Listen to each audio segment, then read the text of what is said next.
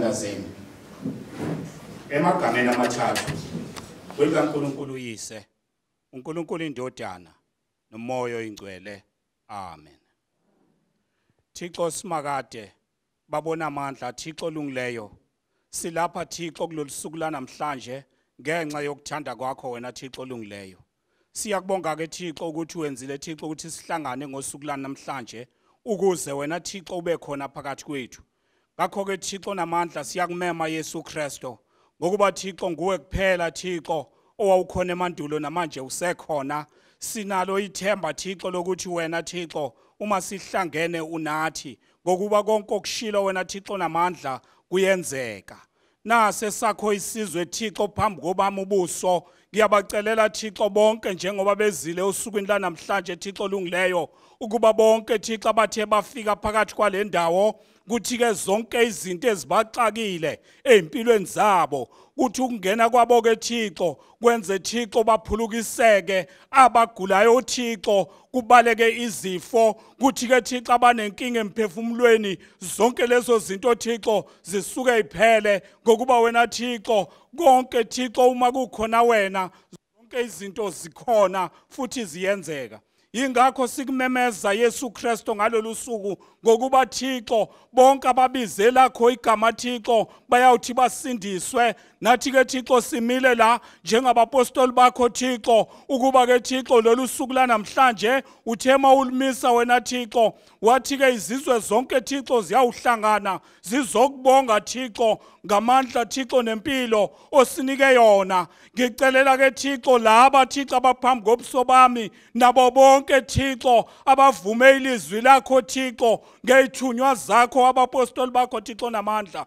Ngicelela ke Thixo nalaba Thixo abangakafiki lenkonzo kodwa basazolizwa ilizwi lakho Thixo olungileyo ngalabo abaphambi kobuso bami ngabapostoli bakho Thixo. Ubathumile ke Thixo abapostoli magumba manomhlaba. Ngakho ke Thixo ngiyabacelela Thixo bonke abapostoli behlangene magumba manomhlaba mile Thixo abafowethu magumba manomhlaba bememezela kho igama Thixo olungileyo.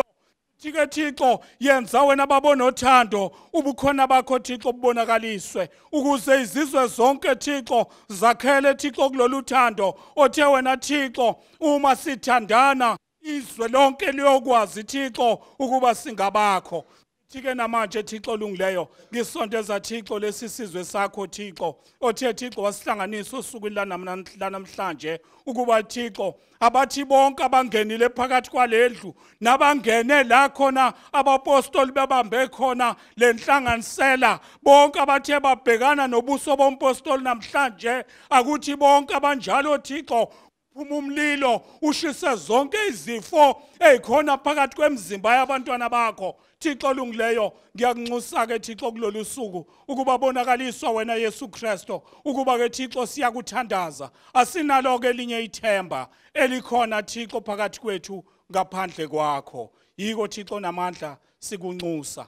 Ngiphakamisa lawa amandla njengompostoli omthumileyo ngingena phakathi kwabo Thixo ngamunye ngamunye ngiyayibamba imimoya yobumnyama phakathi kwabo ngisusa zonke izinto ezingalungile phakathi kwalaba Thixo kuthi izifo phakathi kwabo zingakwazi ukungena kuthi isifo esikhona phezulu komhlaba singabi nayo indawo ngokuba wena Thixo uzawulula isandla kuthi Thixo le ifonyo siyifakile wena Thixo usifake ifonyo zikamoya bonke abantu bayobona le ifonyo siyifakile kepha wena Thixo namandla zikhona le ifonyo oyifakile phakathi kwethu. Yiko Thixo nami ngisondela phakathi kwabo ngithumela ilizwi phakathi komzimba nomzimba komuntu nomuntu ungabe uyakhonza kule nkonzo noma uvakashile ngithi ngiphonsa unyazi lasezulwini ukusuka phezulu emakhanda kuyophuma phansi ematheni ezinyawo ngisusa zonke izinto ezifihliwe nenizaziyo ngithi konke ngiyakususa lokhu ke ngiyakubopha njengomthunywa kaThixo konke ngikubopha ke emagameni amathathu kwelikaNkulunkulu uyise uNkulunkulu indodana nomoya oyingcwele amen.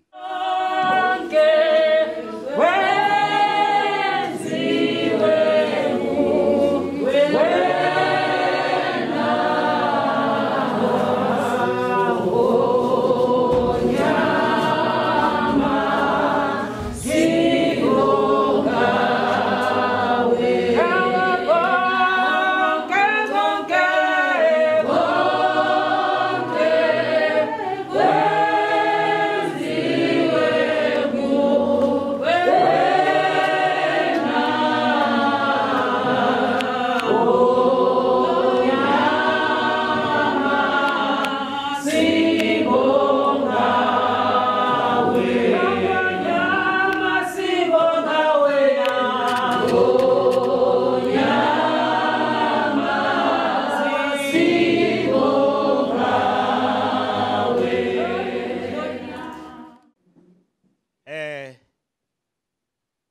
Ngicela ukunitshela ukuthi ke ngiyanithanda niyezwa nonke.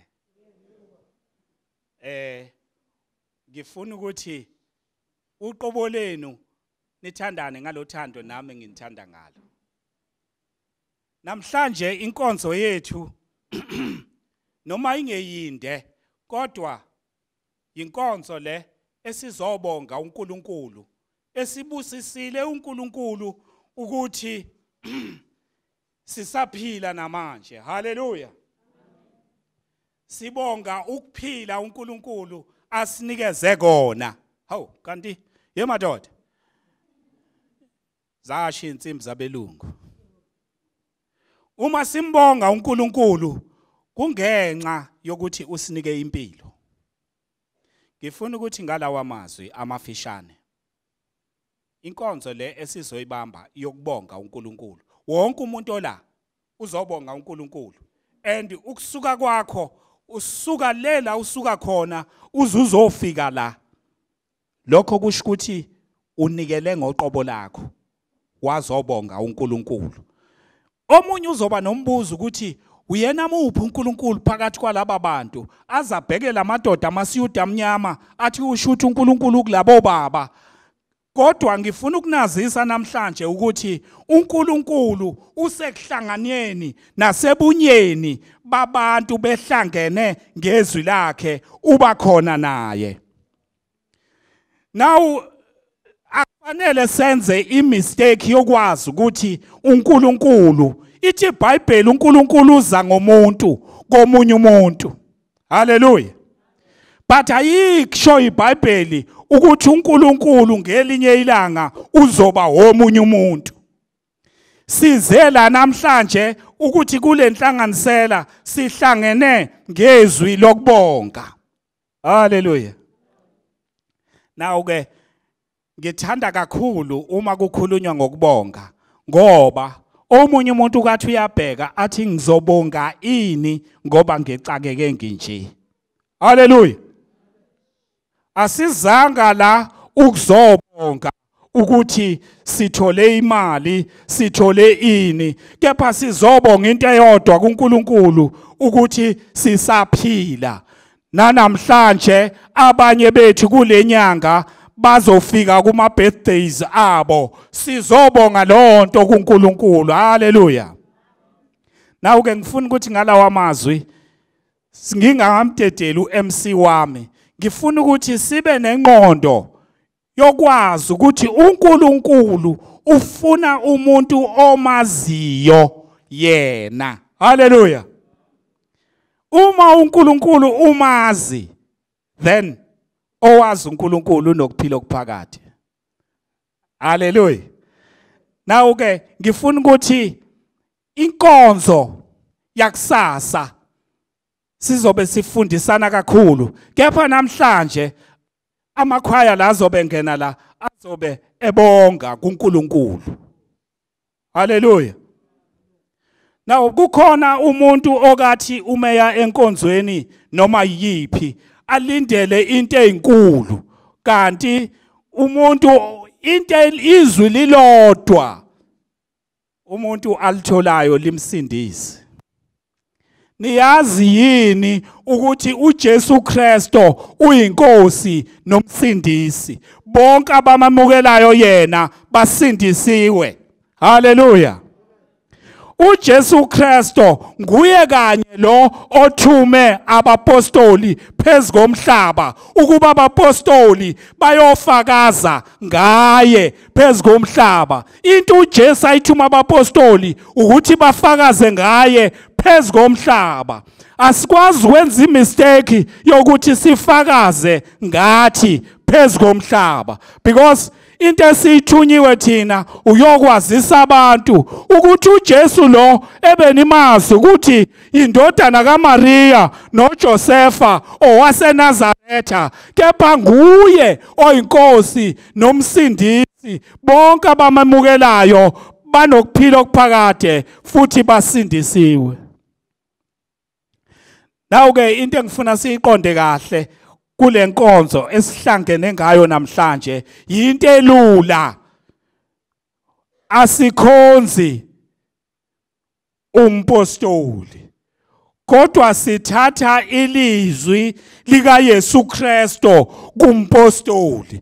Anginiphindele anizwanga lento engiyisho kahle. Asihlangene la ukuzokhonza umpostoli, sihlangene la ukuzomukela umpostoli ukuthi nguye othunywe nguYesu Kristo ukuba ahambise izwi lika Yesu Kristo. uYesu Kristo ehambisa izwi likaNkulunkulu phezu komhlaba ukuba bonke abakholwa nguye babe nokuphila okuphakade. Ifuna icace lento ukuthi ukuthi uma simisa umpostoli simisa umuntu ofanele ukukhonzwa nokudunyiswa, kepha simisa umuntu olethe ilizwi lika Kristo kithi ngenxa yogcobo lakhe ukuthi bonke abamukele yena bamukela uKristu kanye noYise omthumileyo. Ibhalwe kanjalo bantwana bompostoli. Ngifuna ukuthi ke ngalawa mazwi nikwazi ukuyiqonda, ningayididisi. Into engayididisa kungaba ukuthi nithi manibona thina njengabapostoli abathunywe kini bese nithi thina singuNkulunkulu. Uthi mawufunda leya ncwadi yamahubo ethi uNkulunkulu ngithe nina ningoNkulunkulu ngakho yahlulelani ngokweqiniso, bese uthi wena abapostoli banguNkulunkulu. Ithi leya ncwadi ningonyana bonyana ophezulu konke. Haleluya. Ngakho ni wonkulunkulu yahlulelani ngokweqiniso.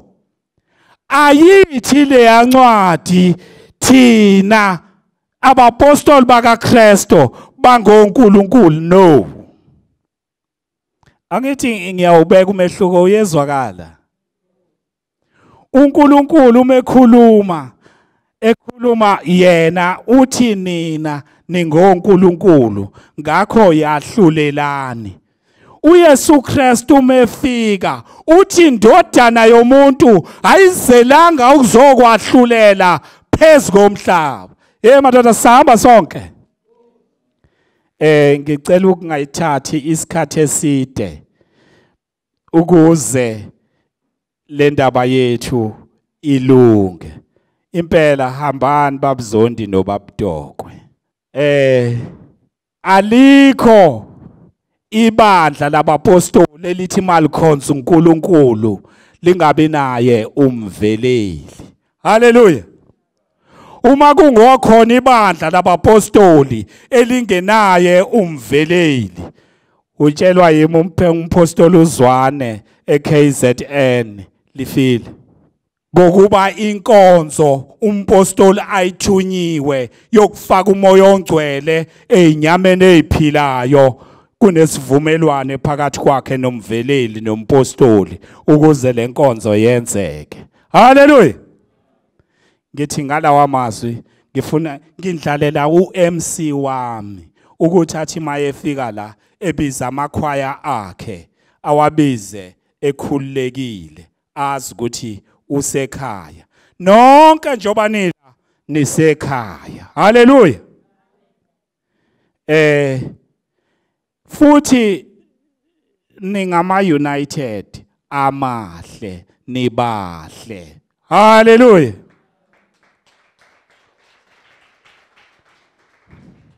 Ngiyazi abanye bathi bavakashile. Hayi, ongene kulo yamnyango owase united. Haleluya.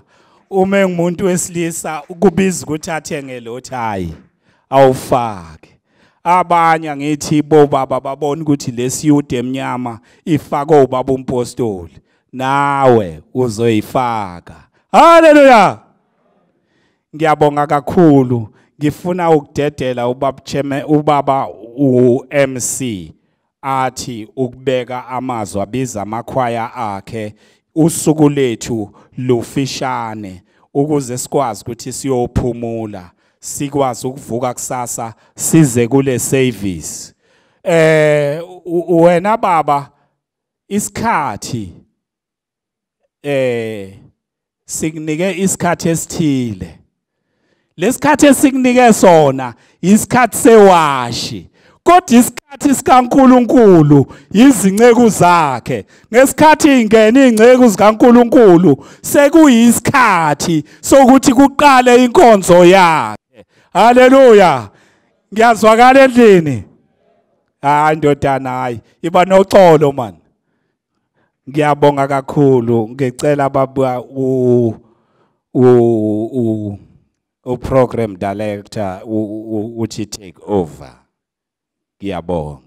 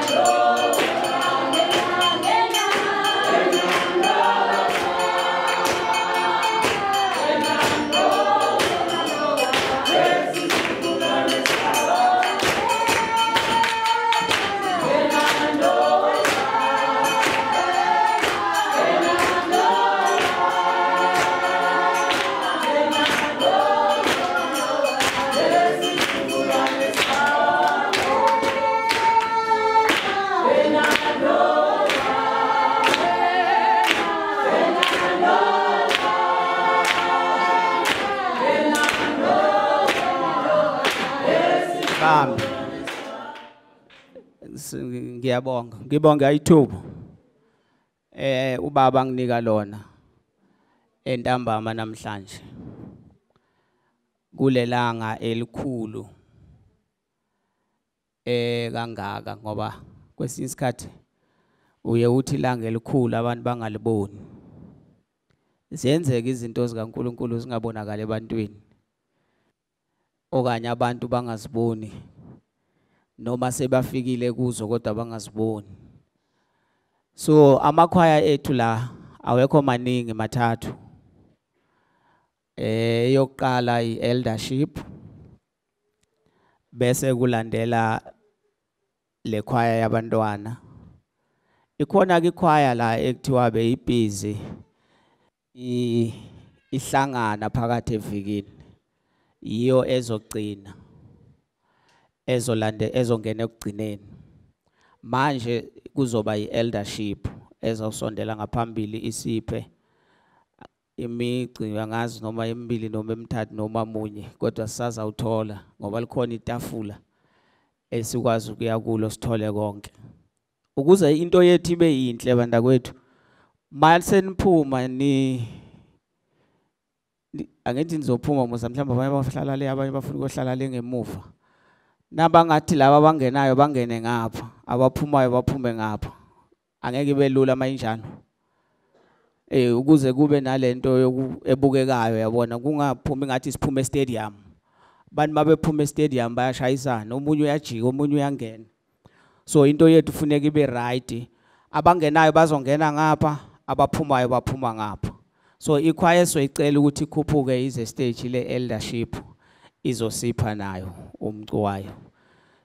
Isasukuma ke le khwaya asicaleni iculo siphakamise le khwaya. Abantu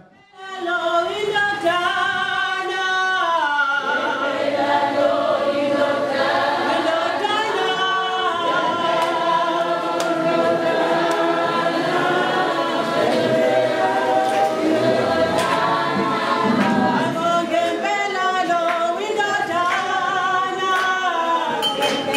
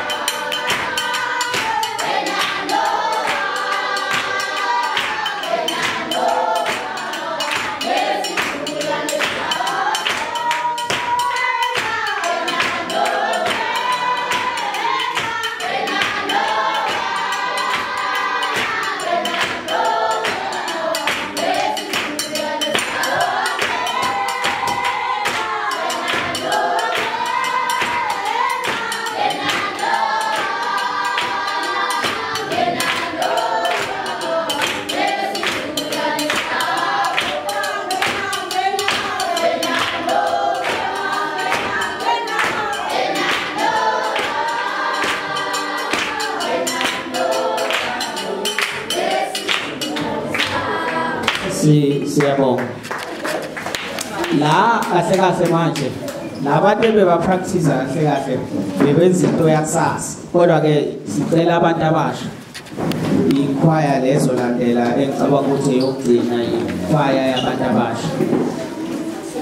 Kube yibo abazogibela la estage. Bangasiphe ezakusasa. Basiphe namhlanje. Bangasiphe ezakusasa. Ezakusasa sasuke siyifunde kathi basiphe namhlanje. Sicela abantu abasha abagibele ekhongeni. Abekho?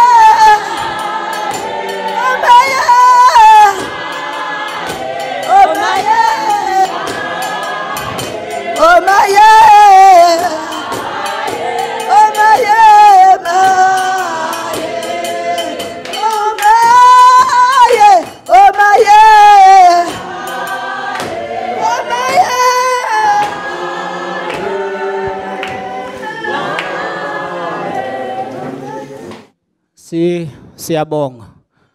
Umsebenzi ebengithunywe wona ngufezile.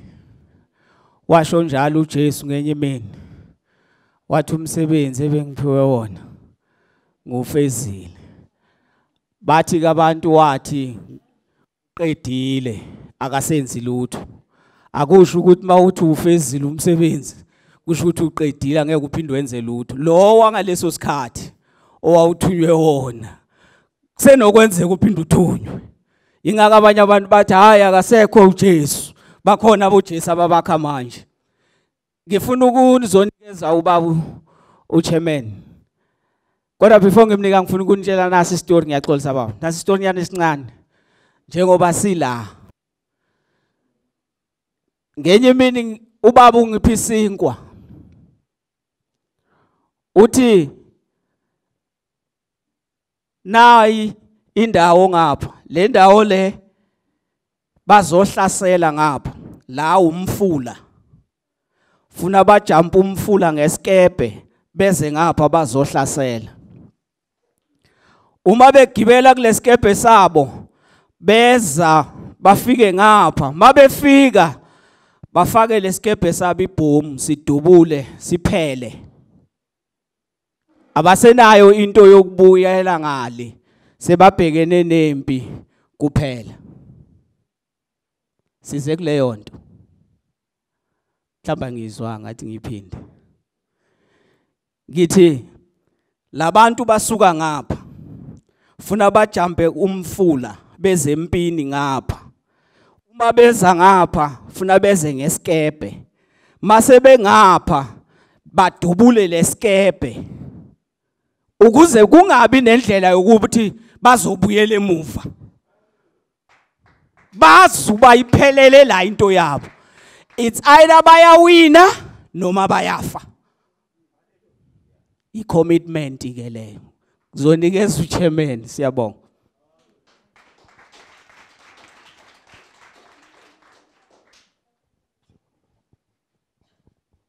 Sanibonani. Ngibonga ithuba engilitholayo ngingilinikezela uThixo.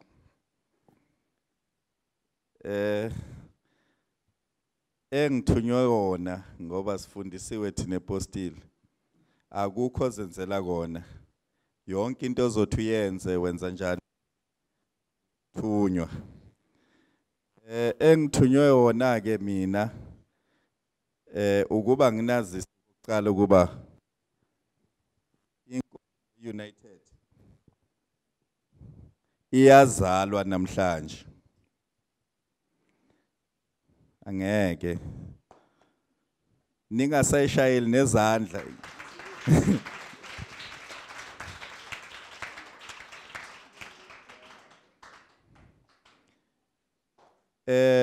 Ekukholweni kunezinto esizifundiswayo zasemoyeni. Sifundiswe futhi ukuthi izinto zasemoyeni zihamba nezinto zasenyameni. Ukubeka nje kafushane enyameni kuyenzeka okwenzakalayo umama abonakale o azizwe ezithwele. Niyangizwa mos? Uma umama ezizwe ukuthi akasekho kahle yena kunomuntu omusha ekumele abe khona emhlabeni ngaye. Kuba khona ushintsho lenzakala kuphi empilweni yakhe mos. Akubi njalo? Elangeni lanamhlanje into engithunywe yona ukunazisa ukuba uNkulunkulu ngolakho uhlelo ukwenzile konke.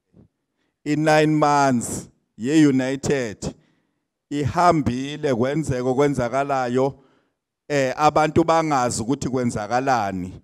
Kodwa elangeni lanamhlanje i-United iyazalwa.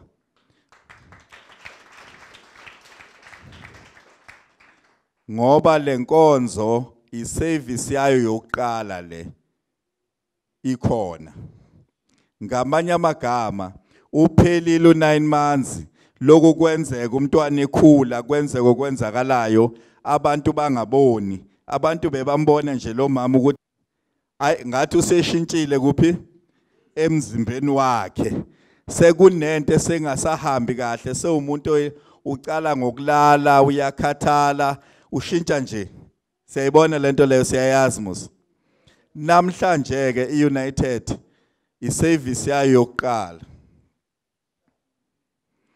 and umntwana mayevela ayikho into eshintshayo baba noma ngathiwa umntwana ngelinye ilanga uyophatha ilizwe kodwa mayevela ufana nabonke abantwana angazi noma siye sayiqaphela lento yonke nje into eyenzakele sihlulekile ukugcina isikhathi sesikhona kwenzeka okwenzakalayo sacula sadumisa ubani uNkulunkulu sizibonile mos omunye angayibuza ukuthi sinje obaba baye bacabanga kanjani ukuba bacela ukuthi bafuna ukuba necamera awuzibuzanga lokho siseselihlaza sinje abo baba icamera yani eyokwenzana awuzibuzanga lokho mina ngizibuzileke impendulo nayi sifuna nasokhulile lo mntwana uye wabona ekhaya bakushuda mosusemncane nasokhulile manje sokhona nokuzigeza mhlambe soyasebenza nasenyameni uyukhola ukuthi nguwena lo nabakhomba izithombe zakho uyukholwe kwenzakalani encondweni yakho hayi asikhulumeni iqiniso akekho umuntu onesithombe sakhe semncane uthini na uzibona ngalesa sikhathi usemncane uyuzuyibuza ukuthi kwakwenzakalani ayiwanda kwakwenzakalani ngesinye isikhathi kuya ngokuthi bakushuda umncanyana kangakanani kuba ukuthi kwesinye isikhathi uzuyiphika ukuthi hey ya no sengingavuma ukuthi yimi kodwa ke akubi kanjalo inhloso ke yokuba konke okwenzakele elangeni lanamhlanje umsebenzi uNkulunkulu asinikeze wona nendlela esidumise ngayo uNkulunkulu ukubonga mina ngijabulisile ngoba ngiyazi ukuthi lo mntwana angeke ahlala ngaka sizwana musa into engijabulisile ukuthi nengijabulisayo ukuthi ngiyazi mina bamaseko ukuthi lo mntwana angeke ahlala ngaka umlando lo uNkulunkulu awubhalayo emhlabeni ngathi sezwana musa uNkulunkulu umlando awubhalayo emhlabeni nangaphakathi kwethu ngathi angazi noma siyayizwa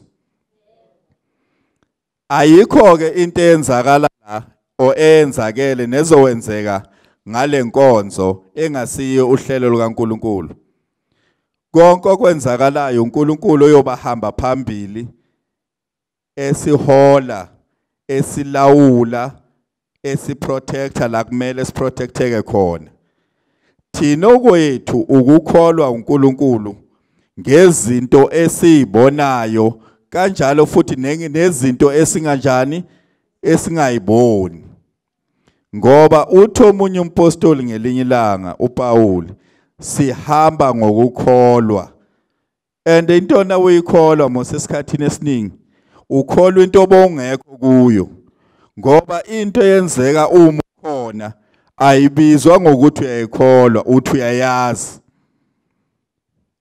akusinjalo angazi noma siyesayizwa into yanamhlanje namhlanje uNkulunkulu usinikezile lelithuba ukuba siyobonga yena siyobonga kuye ngifuna ukudlulisa umehluko ngaphakathi kwethu kukhona ukubonga kukhona futhi ukunikela angazi noma siyayizwa sezwana kukhona ukubonga mos kube khona nokunikela namhlanje bengasisi isikhatsani sokunikela. Isikhathi sokubonga uNkulunkulu ngathi.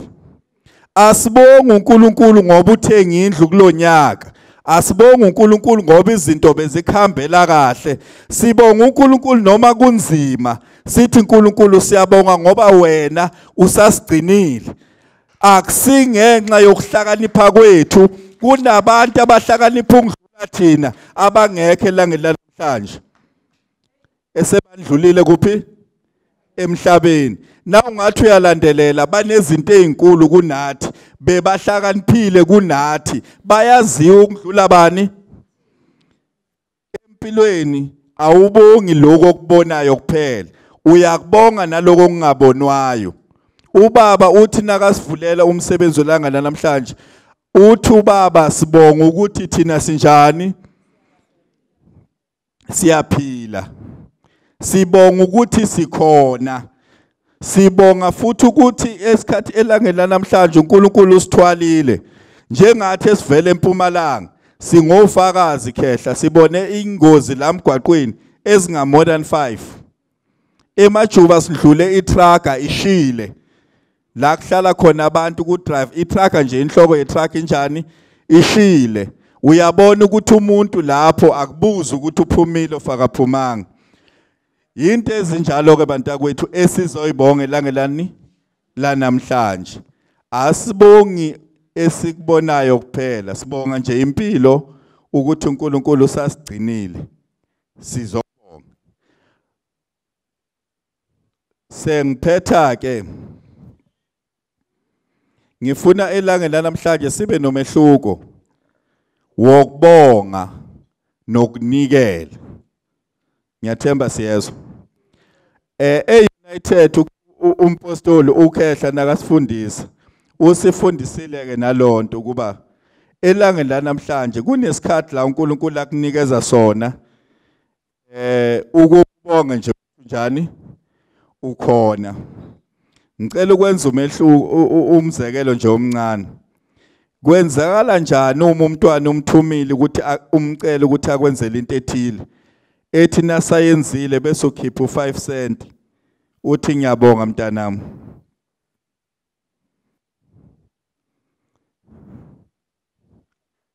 Niyangizwa?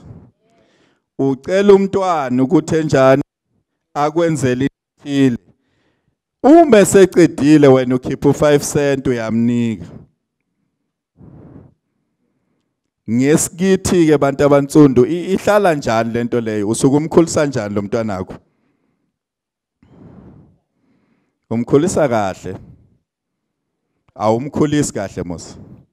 Ngoba akumelanga umfundisi ukuthi umntwana uyamthenga. Siye sisho njalo thina. Sithi le nto leyo ihlala ngathi umntwana uyamdala. Umntwana kumele umfundise ukumcela nje ngesihle. Athe ngakwenza sakwenze kabili kathathu. Ngelinye ilanga ungaceli lutho kuye uthi mntana thatha nako hamba othenga esitolo. Uzama ukulungisa inqondo yakhe ukuthi umntwana awuthunywa ngoba uthengwa, uthunywa ngoba kufanele umuntu omdala njani. Nezinto zikaNkulunkulu ke bantakwethu zinjalo.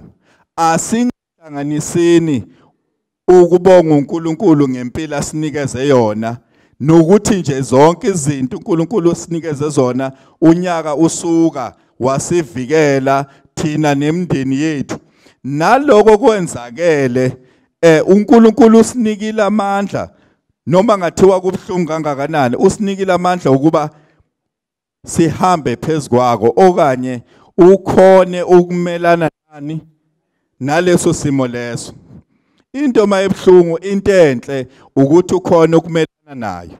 Ngoba izinto ezimbi nezibhlungu akusibo bonke abantu abakhona ukumelana nani. Abanye abantu baze babona ukuthi impilo yabo useless, baze bafuna ukuthatha impilo zabani.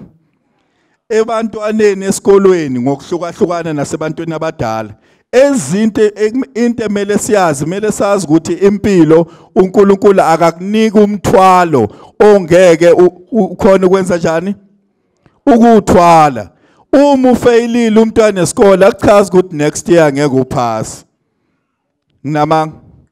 Uma ufeyilile kulonyaka ithuba likhona kulonyaka ozayo uzophasa, kungenzeka futhi ubahlula abanye uphasa uye ku standard esinjani esilandelayo. Kulonyaka kungenzeka mawumdala izinto zenzekile kodwa ngamandla kaNkuluNkulu, uNkulunkulu akunikeza amandla ukuthi wenze njani zenzeke futhi ube namandla ukudlula kuleyo nto leyo. Sizobonga izinto ezinjalo elangeni lanamhlanje. Asibonga okuhle kuphela, sibonga nokubhlungu nokunzima okwenzakele, sibonga ukuthi sikhonile overcome lokho elangeni lanamhlanje sisaphila. Sengizophetha nje khehla kunale yomnikelo. uAbela noKayini bayaphila, baphilela uNkulunkulu. Mabephila bephilela uNkulunkulu.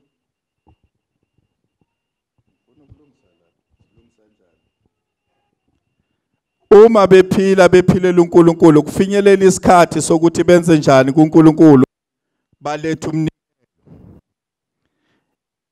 Into engifuna ukuyindlulisa elangeni lanamhlanje, yonke into inesikhathi futhi uNkulunkulu uqinisile, uNkulunkulu umile eqinisweni, akathengi buso bomuntu.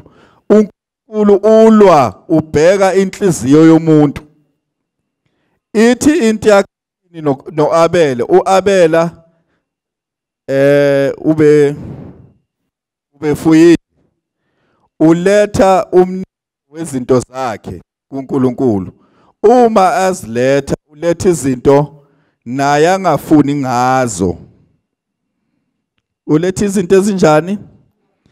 Naye angafuni ngazo, abone ukuthi impilo yakhe izoshintsha ngalezi zinto lezi. Kodwa ngokuba uyakuhlonipha, uyamazisa uNkulunkulu, wayithatha lezi zinto naye yazidingayo, waziletha kuNkulunkulu ukuba ziyoba yini umnikelo. Level of understanding uNkulunkulu. uKayini ubekwenye level of understand abani uNkulunkulu ngoba wadela into zakhe. Kangangokuthi nangathiwa nje mina ngidayise ngekhaya lami nginikele uNkulunkulu, ngizobuza into eyi-1, ngizohlala lapha ngoba lekhaya ngiyalidinga nabantwana bami banjani. uKayini yena naye izinto ebezinjani, izinto ebekaphila ngazo. Umehluko uKayini noAbela, uKayini yena wazithatha naye, uKayini noAbela benza into efanayo, kodwa umehluko kuKayini noAbela, uKayini yena wathatha lezi zinto lezi kwayena angazidingi. Wayethi isidingo ubani angazi, kodwa engikwazi incwadi yombhalo ithi uKayini wathatha izinto ezazizacile waziletha ukuthi ayenze umnikelo kuNkulunkulu. Siyakwazi lokho, sikufundile sesesikolweni. Kodwa nayi into ufuna ukuyiletha, uNkulunkulu uqinisile futhi akajiki. uNkulunkulu wayenza into eyayijabulisa. Azange kuNkulunkulu asacabanga ukuthi lento ayemjabulisayo yena uNkulunkulu izohlala kanjani kuKayini. Angazi noma sizwana. Ithi incwadi yombhalo umnikelo kaAbel waqonda kuNkulunkulu. Kwakhomba ukuthi uNkulunkulu wenza njani, uyawamkela. uNkulunkulu uyajabula ngomnikelo kabani, kaKayini, kaAbela sorry. kuKayini kona kwaba imputhu thina esinokwenza. Yabona kunalabantu ababhema ugwayi, bathi intuthu yomnikelo kaKayini wayekhomba ukuthi hayi noNkulunkulu awunjani, akawufuni, awuqondile njengewaAbela. So into ebengizama ukuyindlulisa la ukuthi konke esikwenzayo kumele sazi ukuba sikwenzela uNkulunkulu. Ubaba umpostile usinikeze impilo namhlanje. Ethi asikhonze umpostile thina apha. Simzwile? Simzwile ubaba? Nasisayicula ngiyabonga. So thatha leli thuba ngilinikezela ubaba umpostoli siyabonga. Alala ngonyama happy birthday uzelwe Jerusalem alala ngonyama alala ngonyama happy birthday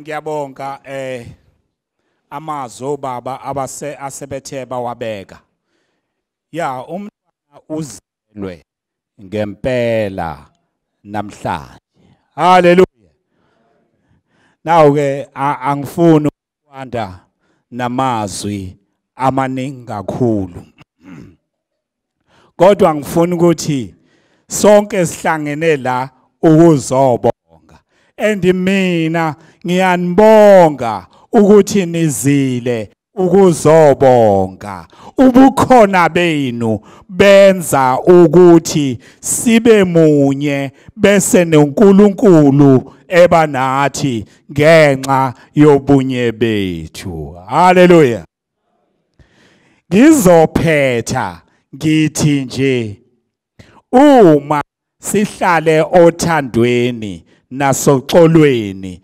nakubudlelwane usathana ke phakathi kwethu haleluya mawugcine lezo zinto uhleli kuNkulunkulu ngifuna ukugcina ngamazwi athi asibuyeli kuNkulunkulu because asukanga kuNkulunkulu thina sikuKristu simzimba munye noKristu uma wafa wavuka thina simbelwe kuye aseyukufa sinokuphila okuphakade haleluya ngiyaye ngithi uma ngizindaba ngithi abantu ababuyela kuNkulunkulu abantu abadeda kuNkulunkulu ngokona kufanele babuyele kuNkulunkulu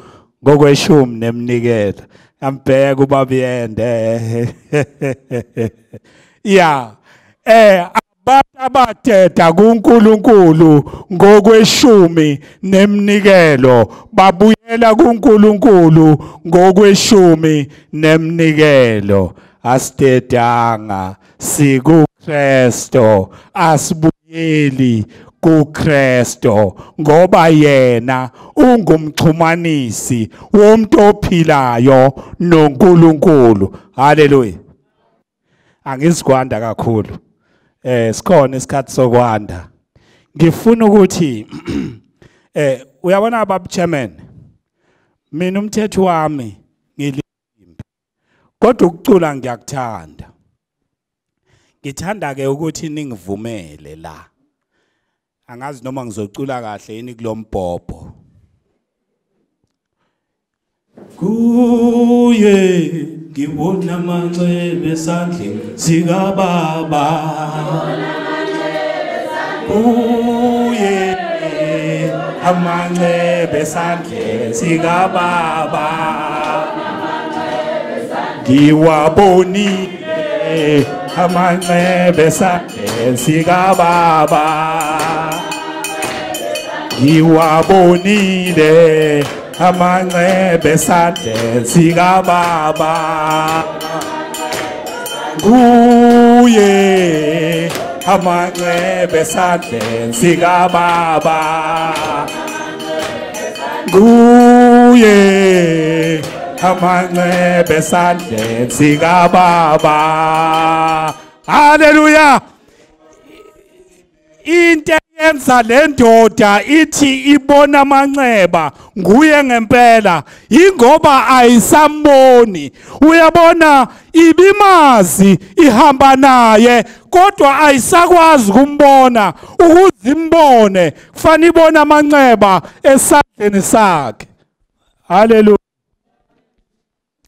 Hayi babahadebe umntwana uzelwe namhlanje. Ukhona futhi ngenhlanhla unina ngesikhathi emkhulelwe akazange asikhiphe isisu. Therefore uzelwe. Hallelujah. Uyabona uJona ngesikhathi inhlanzi imgwinya waba nenkinga yokuthi kungaze kufa abanye abantu. Ina uthe lesikhathi eyibhonsa manje abasinda abantu, inhlanzi yamgwinya yamsala ethunywe khona. Kwakufanele uJona izona inhlanzi. Chabo. Kwase kufike isikhathi iyona lenzeka le. Ngifuna ukuthi iUnited njengoba ikhona bese kufike isikhathi ukuthi iUnited ibe njani ibe khona. Hallelujah. Amen. Ayikho into ethi hawu khona iUnited bekade kukhona lokhu bekade kukhona lokhu. No, iUnited ikhona ngokwentando kaNkulunkulu. Hallelujah. Amen.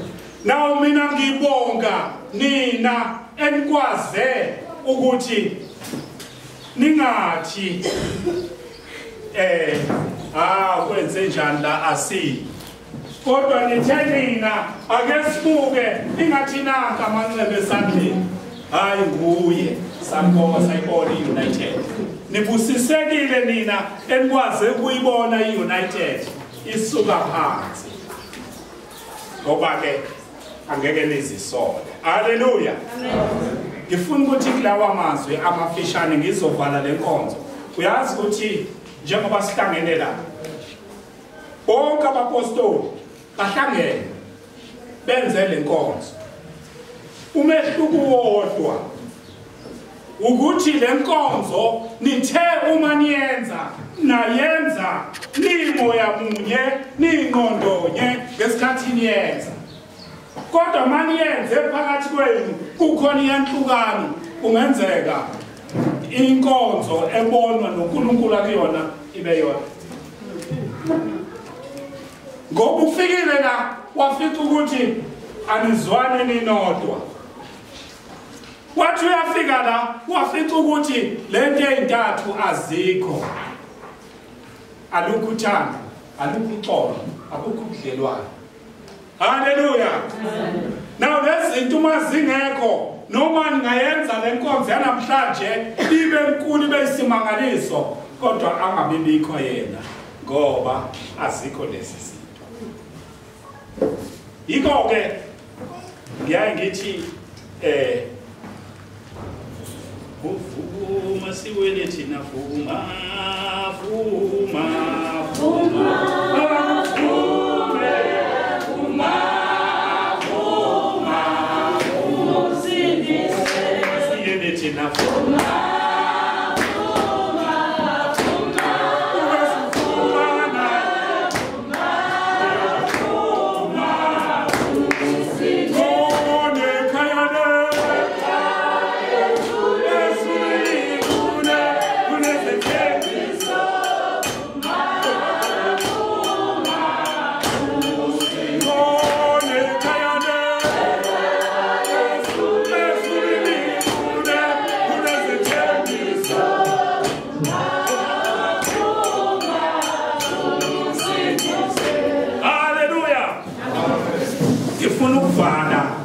lenkonzo yethu yanamhlanje Bangibekele lama lestage ukuthi ngibe kuso mase ngizofaka.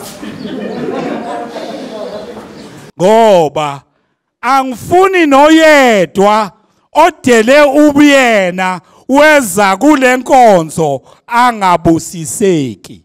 Ngifuna nonke enidele ubunina neza kule nkonzo nibusiseke. Into engizoyenza nengiyithandazelayo ukuthi uNkulunkulu makanike iso lokusibona isibusiso. Ungathi bekuvele kuzokwenzeka. Athi uNkulunkulu mayesekunike iso lokubona isibusiso aphinda kuphe ingqondo yokumazi okuyena yena ongoweqiniso.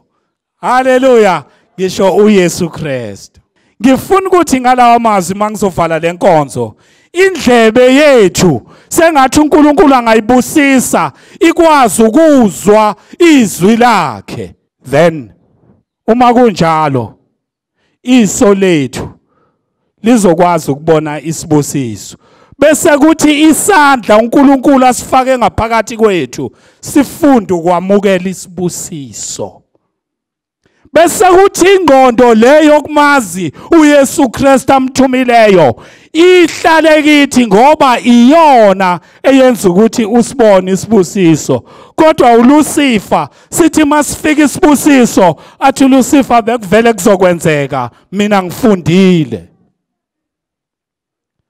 Ngithi-ke ngalawa mazwi bantwana bakaThixo nine nizile la sengathi kungenzeka lezo zinto. Haleluya. Thina Baba Chairman sikhona thina kwaMhlaba Iyalingana. Hey, kwaMhlaba Iyalingana sikhona. Ake usukume weMhlaba Iyalingana bakubone labantu bala emolweni. Aphakame banibone. Hey, antheni shine umona niyawuyeka yini? Ya, uMhlaba Iyalingana lo siyongena ngeenyawo zombili le kwaMhlaba Iyalingana. Angisho niyazi phela ukuthi akuvakashwe esontweni abavakashile beze enkonzweni hlalani phansi bantabami. Ya, ngifuna ukuthi ngalawa mazwi uthe ubaba Hadebe umntwana uzelwe namhlanje. Kodwa ikhona into ayishilo wathi lo mntwana uzalwa namhlanje kodwa ubesekhulelwe izinyanga ezu9. Yike thezalwa namhlanje wazalwa kwaMhlaba Iyalingana. Wazalwa eMdantsane. Hey, webonga usukume bakubone mntanami. eMdantsane, hey. Uyabona ke mina abantu abangaziyo bathi ngiyachoma kanti angichomi. Ngisho into ekhona. Uyabona nawe ngingakakukhombi usuyabikela ukuthi uzongikhomba. No, Impumalanga besikhulelwe nayo. Sizale nayo angizi kuyibala. Ngifuna ukubala istenga nje kuphela. Sikhona istenga la endlini. Istenga ke niphakame banibone. Hey, istenga. Attention. Lengane ithe izalwa unyawo layo labe lisestenga labe likwaMhlaba Iyalingana labe lisemdantsane angigcinanga lapho ngahamba ngaye eGauteng ngathi habo weGauteng ngawusukume bakubone attention eGauteng. Hey, siyabonga. Ngifuna ukukutshela ukuthi njengoba ubabona besukuma kanje into esengqondweni yabi yodwa ukuthi nathi masifika kwaMhlaba Iyalingana ngonyaka ozayo sizobe su30. NabaseGauteng bathi soza ngebhasi. Nabasemdantsane bathi hayi thina sokhipha amabhasi. Istenga sithi kuseduze kakhulu la thina sokhipha amabhasi hayi indaba yamatekisi. Haleluya. Nawe angifuni ukukhuluma ngeMpumalanga mina ngoba iMpumalanga sikhulelwe nayo sazala nayo. Haleluya. Uyabona mangabe bethi abantu bakuphonsa olwandle kuqhamuka inhlanzi igwinye isigwinye nayo impumalanga inhlanzi ithe amatshe mayefika esishaya savika angisho abanye obaba bade kunami ngathi ngingena phansi kwekhwapha labo nabo zakhala kubo hayi nabo babaleka bangishiya obala hayi kwabonakala ukuthi into ezasiza ngoba babuzwane wena use-KZN angimane ngilula umlenze ngicela ubambelele kulomlenze ngoba nansi inhlanzi isiyasigwinya yasigwinya inhlanzi ithe mayisiphalaza yasinika igama elisha yathi United Apostles 12 in Christ.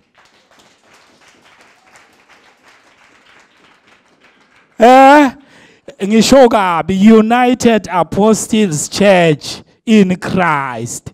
Yeah. Ningathuko olimini makuloku kuqhamuka u12 ila ngamukela khona ivangeli. Uyabona ke ungathi uhleli phansi kwesihlahla bese ushiya into wrong ngoba akwenziwa lokho ngazalwa khona e12. Haleluya. Manje olimini usathi uyakhuluma ukuthi 12 lo 12 lona ufune simthandazele madoda asuke olimini lethu ngoba asimazi. Haleluya. Ngifuna ukuthi ngalawa amazwi nonke ngokuhlukana kwenu nibalulekile futhi siyanithanda.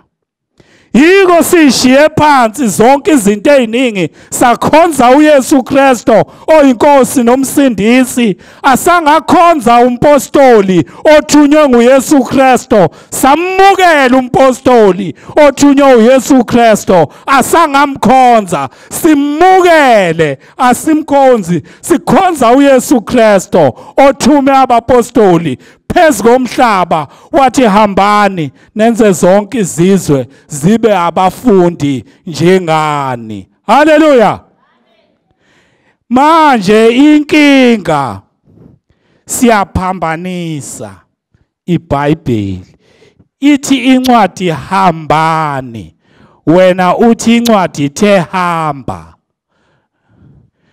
Into ekusingular form into eku-plural form uyayishintsha uyibeka ku-singular form. Uyabona ithi incwadi yeBhayibheli hambani nenze zonke izizwe zibe ngamafundi njengani bhekani nginani kuze kube sekupheleni kwezwe. Ungayenzi mistake uthi ngithe ithi incwadi bheka nginawe. No, nginani. Ngifuna ukuthi ke ngizovala lenkonzo nibusisekile nonke uNkulunkulu uyanithanda. Ungayenzi mistake yokuthi ubone umuntu enza into ubuse wena uyamehlulela uthi lo muntu unje ngoba kusasa uma uSathane edilikela phezukwakho wenza lento eyenziwa yilo muntu sithini thina esasilalele. Kufanele sithandazele ukuthi hey ubaba ubani azangalingeki ngoba uSathane ngithi ukhona uyalwa and uSathane mayesefikile awumboni. Uma uSathane engafika lapha ekhaya kaZwane uma Mzwane akayi kumbona uSathane uyobona uZwane obhedayo noma uZwane akayi kumbona uSathane uyobona inkosikazi ebhedayo. Kunjalo uSathane umelwisa abantu ababili kunjalo. Hey sithi thina la United uSathane akangeni ngoba sibambene simunye. Asiyeni phambili bantwana base United uSathane anqotshwe. Haleluya.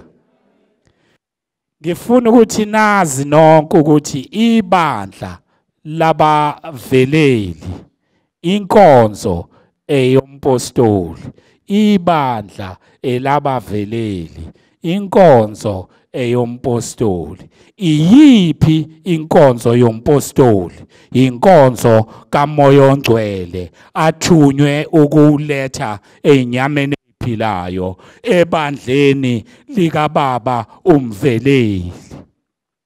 Manje ibambe lapho bantu wabami. Kusizani nihloniphe umpostoli umveleli ningamhloniphi. Okungathi noma uyagula umfonele eze. Ungafonela umpostoli ule eMpumalanga ngeke afike kuzofika umveleli. Yindaba bese uthatha wonke amandla wanike umveleli. Umuntu oza kayi4 la ukhona.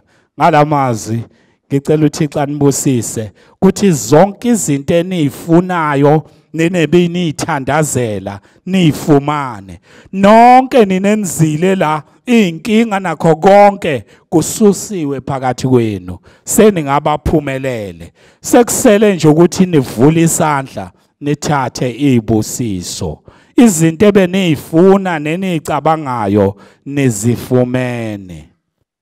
Phakamani nemukele isibusiso.